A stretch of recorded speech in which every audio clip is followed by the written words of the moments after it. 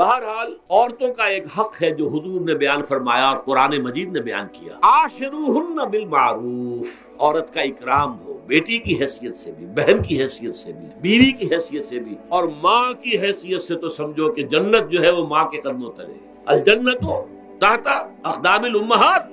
فرمان ہے محمد رسول اللہ صلی اللہ علیہ وسلم کا۔ لہذا اکرام، عورت کا اکرام، عورت کی عزت، بیٹی کی حیثیت سے بھی، بہن کی حیثیت سے بھی، بیوی کی حیثیت سے بھی، اور ماں کی حیثیت سے بھی۔ اپنی بیویوں کے ساتھ رہو بڑے طریقے پر، نیک طریقے پر، اچھے طریقے پر۔ حضور نے یہاں تک فرمایا خیارکم خیارکم لأہلیکم وانا خیرکم لأہلی۔ دیکھو مسلمانوں، اے میرے صحابیوں، تم میں سے بہتر لوگ وہ ہیں جو اپنے گھر والوں کے حق میں بہتر ہیں، نرمی کرتے ہیں۔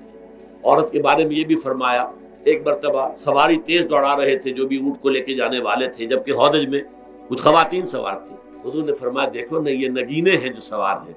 ان کو زیادہ دھکے نہ لگواؤ تیز تیز اونٹ چلا کر، ان کے ساتھ نرمی ہو، ان کے ساتھ نیکی کی جائے، ان کے احساسات کا خیال رکھا جائے، ان کے ساتھ زیادتی نہ ہو، مار پیٹ کا کیا سوال، معاذ اللہ ثم معاذ اللہ۔ ان کے ساتھ جو ہے عاشروہن بالمعروف، بھلے طریقے پر گزارا کرو۔ یہاں تک فرمایا ہو سکتا ہے کہ کسی وجہ سے تمہاری بیوی جو ہے تمہاری نگاہوں سے گر جائے، اب آپ کے دل میں اتنی محبت نہیں رہی، لیکن اللہ فرماتا ہے دیکھو ہو سکتا ہے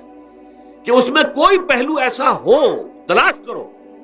کوئی پہلو ایسا ہو بہتری کا کہ جس کی وجہ سے تلاش کر کے اس کو اپنی نگاہوں میں مرکوز کر لو، تاکہ اس کے تمہارے دل میں اس کے لیے محبت دوبارہ اثر نہ ہو، اس پہلو کی وجہ سے جو تمہاری نگاہ سے اوجھل تھا۔ وہ اچھائی اس میں ہے، سیرت کی اچھائی ہے،